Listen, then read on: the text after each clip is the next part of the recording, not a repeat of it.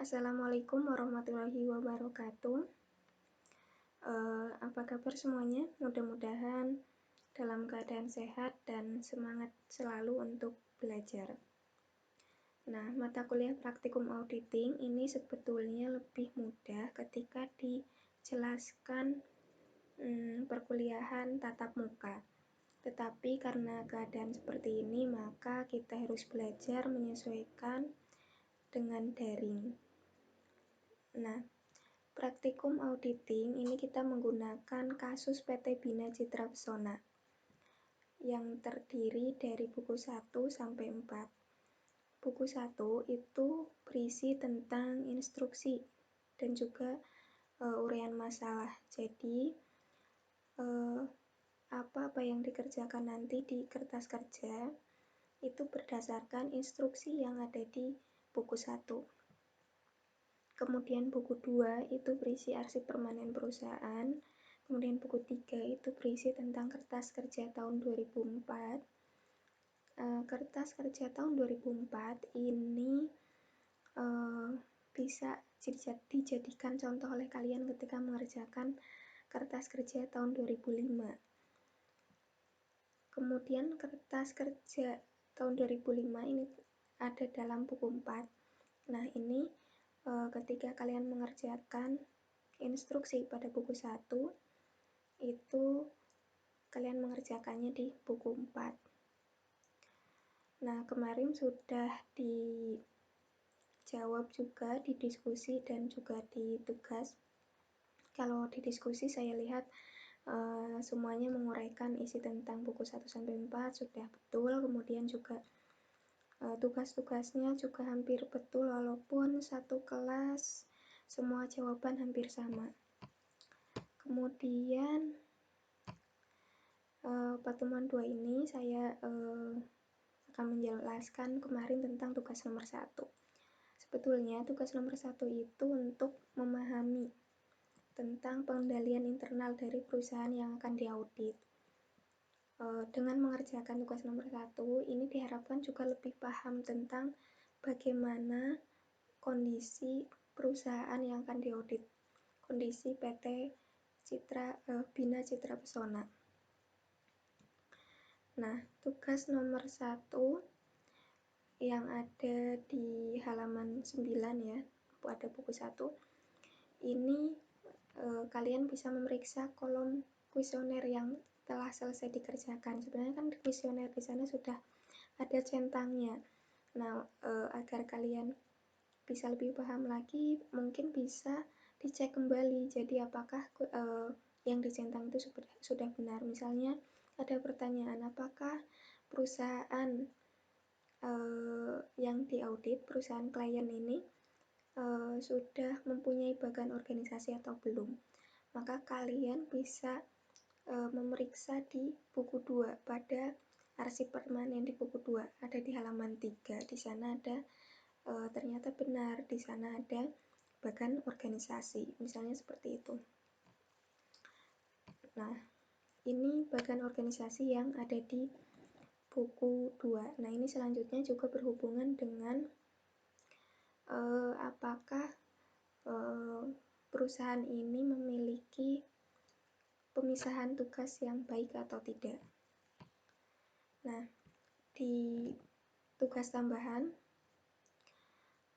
pada halaman 10 ya, atau ya halaman 10 buku 1 itu kalian ada pertanyaan tentang apakah ada usulan perbaikan untuk struktur organisasi perusahaan yang akan diaudit. Nah, sebagai auditor kalian juga bisa merekomendasikan hal-hal yang sesuai gitu. Misalnya perusahaan ini ternyata tidak mempunyai struktur organisasi yang efektif. Struktur organisasi yang dimiliki perusahaan saat ini misalnya cenderung berpotensi terjadinya kecurangan dan manipulasi. Maka sebagai auditor, kalian bisa merekomendasikan ini loh struktur organisasi yang lebih efektif dan meminimalisir terjadinya kecurangan dan manipulasi. Kalau kita lihat pada bagan struktur organisasi di buku 2, dalam perusahaan itu setidaknya bagian penjualan, bagian produksi, kemudian bagian akuntansi dan keuangan itu dipisahkan. Jadi tadi meminimalisir terjadinya kecurangan dan manipulasi. Nah, setidaknya jika bagian penjualan, produksi, akuntansi, dan keuangan ini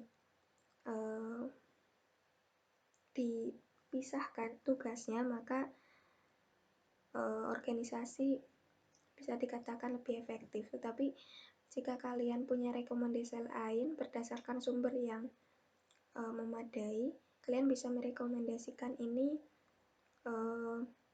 harusnya struktur organisasi yang lebih efektif. Ini seperti ini, seperti jawaban-jawaban kalian pada tugas.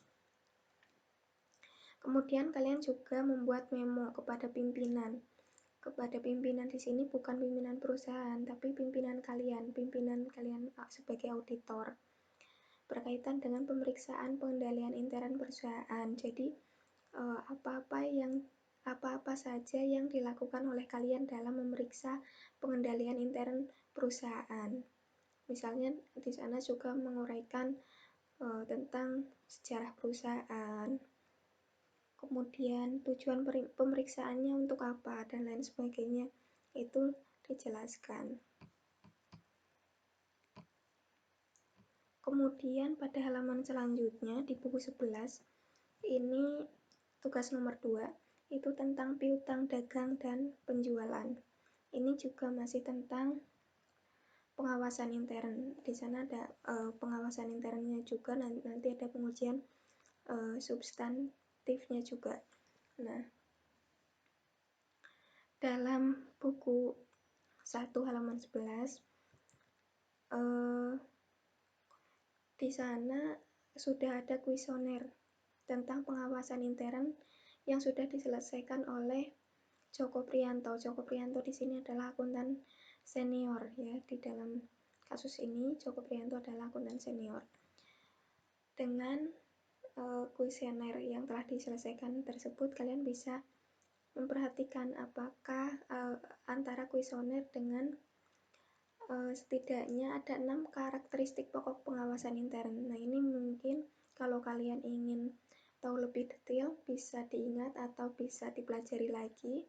Biasanya sudah dipelajari di auditing ya, di auditing 1, atau kalau ada mata kuliah internal audit biasanya dibahas juga.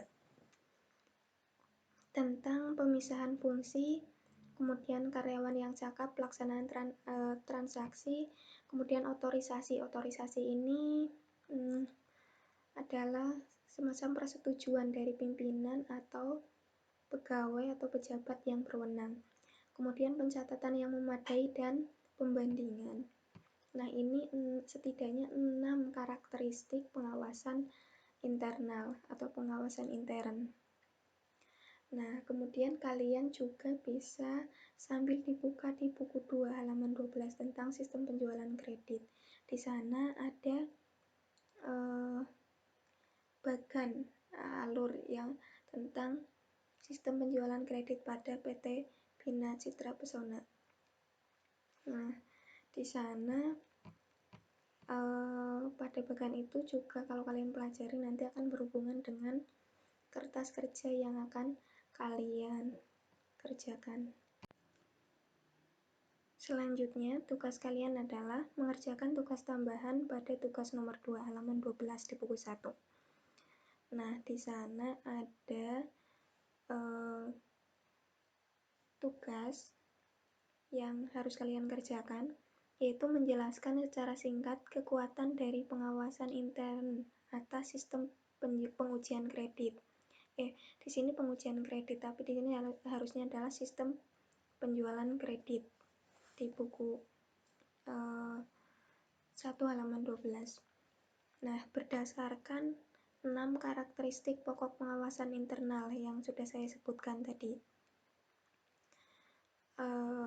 Kekuatan-kekuatan pengawasan internal, contohnya misalnya ini untuk kekuatannya itu kalian kerjakan di kertas kerja CSF1. Nah, kertas kerja CSF1 di mana? Silahkan kalian sambil mandiri untuk mencari di buku yang keberapa. Itu buku 2, buku 3 atau buku 4, silahkan dicari. Kemudian di sana ada kolom-kolom ya yang berisi tentang kekuatan-kekuatan. Kemudian kolom satunya adalah pengujian substantif yang dapat ditempuh.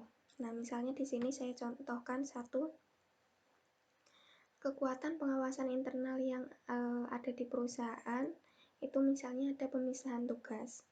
Pemisahan tugas kalian bisa baca juga di arsip permanen tentang perusahaan tersebut apakah ada pemisahan tugasnya atau tidak. Kemudian juga dibaca juga di halaman 11 buku 1 itu ada jenis-jenis kesalahan dan penyimpangan meliputi hal-hal ada di sini setidaknya ada 8. Nah, itu juga sambil dipelajari agar kalian bisa mendeskripsikan kekuatan dan kelemahan pengendalian internalnya. Nah, misalnya saya kasih contoh perusahaan Citra Bina Pesona ini memiliki pemisahan tugas, yaitu kasir tidak merangkap sebagai pemegang kartu piutang karena apabila kasir merangkap menjadi memegang kartu piutang ini menimbulkan adanya kecurangan dan manipulasi. Nah, pengujian substantif yang dapat ditempuh oleh kalian sebagai auditor untuk mengetahui ada pemisahan tugas atau tidak, itu dengan apa? Di antaranya dengan observasi, kemudian dengan wawancara. Kemudian ada kelemahan perusahaan tentu tidak semuanya tidak sempurna kekuatan semua, pasti ada kelemahan-kelemahannya. Nah, kelemahan-kelemahan pengawasan internal di perusahaan juga dikaitkan dengan 6 karakteristik pokok pengawasan internal ya, dikerjakan di kertas kerja CWF1. Nah, saya beri contoh lagi untuk mengerjakannya. Misalnya ada kolom kelemahan pengawasan internal. Nah, misalnya kalian tentang pencatatan yang adanya kelemahan tentang pencatatan yang memadai. Kesalahan yang terjadi apa? Yaitu misalnya ada pencatatan yang salah pada penjualan. Kemudian pengujian substantif yang dilakukan oleh kalian apa? Yaitu menelusuri dari misalnya dari dokumen-dokumen yang ada. Di buku 1 halaman 11 itu kan nomor 1 disebutkan adanya penjualan dicatat dengan jumlah yang salah. Nah, berarti ini sebagai kelemahan perusahaan dalam pengendalian internal. Selanjutnya, setelah kalian menyelesaikan tugas tambahan, kalian mengerjakan pengujian substantif atas piutang dagang pada halaman 13 dan 14. Di sini di buku 1 itu ada sampai halaman 15, tapi cukup kerjakan halaman 13 dan 14 saja. Nah, tujuan pengujian substantif ini adalah terutama terhadap ini sedang berbicara tentang piutang. Berarti pengujian substantif terhadap saldo piutang ini untuk membuktikan kewajaran terhadap saldo piutang, saldo cadangan kerugian piutang, dan jumlah beban kerugian piutang. Maka untuk mengetahui apakah wajar atau tidak, maka auditor harus melakukan pemeriksaan dengan prosedur-prosedur yang ada. Nah, di sana di halaman 13 ini ada tabel yang berisi program pemeriksaan, keterangan, dan tugas mahasiswa. Nah, setiap kalian sebelum mengerjakan kasus, kalian bisa terlebih dahulu melihat pada kertas kerja tahun 2004, yaitu di buku 3.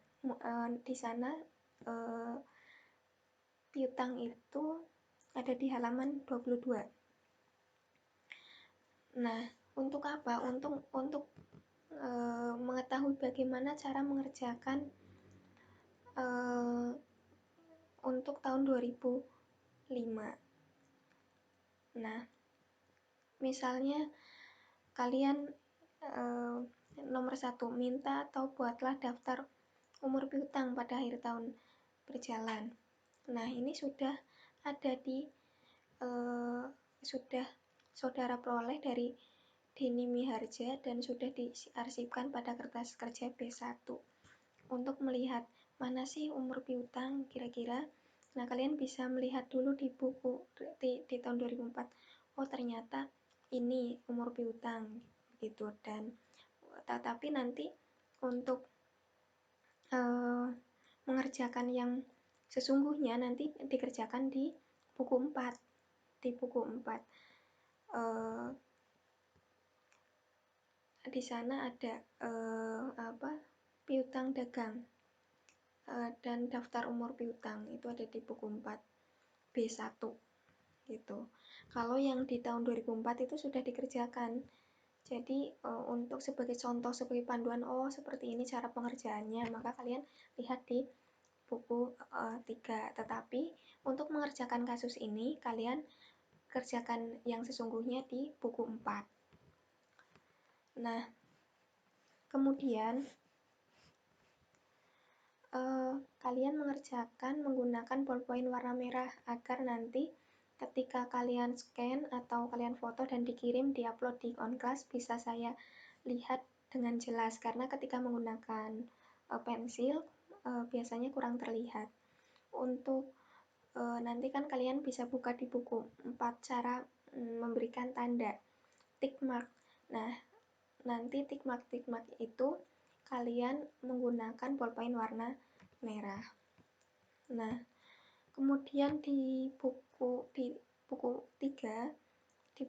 itu juga ada contoh tick mark yang harus digunakan. Misalnya di sana ada centang. Centang itu berarti sudah sesuai dengan jurnal penerimaan kas. Nah, kalian buka jurnal penerimaan kasnya ada di mana? Kalian buka, silahkan kalian coba untuk mengerjakan tugas pengujian substantif halaman 13 dan 14 dikerjakan di buku 4. Tetapi untuk melihat contoh-contohnya ada di buku 3. Di buku 3 kalian cari, silahkan ada di B1. B1 itu untuk di buku 3, kemudian ada TB1 itu ada di buku 4. Kalau tidak salah kodenya adalah TB1. Nah, coba kalian mulai mengerjakan. Saya beri waktu 5 hari untuk pengerjaan ini. Jadi punya banyak waktu. Silakan biasakan untuk membaca terlebih dahulu sebelum kalian kebingungan. Jadi teliti untuk membaca. Lalu kalau tidak paham baru bertanya. Terima kasih.